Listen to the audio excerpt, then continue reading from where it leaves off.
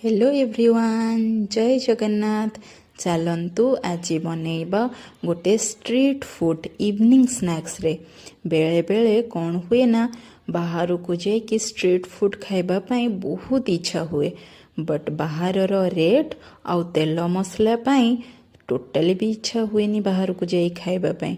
तो आपण कम खर्चरे कम तेल मसलारे परिवार समस्तंक पाई एमती गोटे टेस्टी आउ स्पाइसी वाला आइटम बनैकी दे परिबे।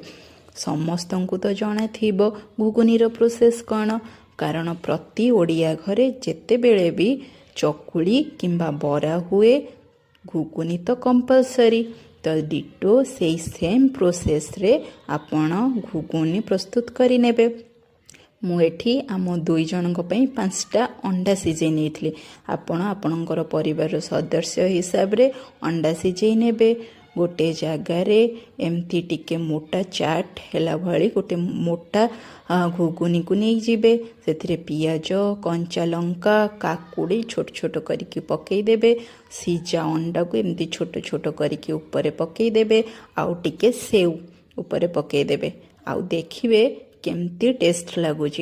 निश्चय बनइबे आउ ट्राए करंतु एमती रेसिपी। मते सियोर जनइबे केमती लागिला। रहिली।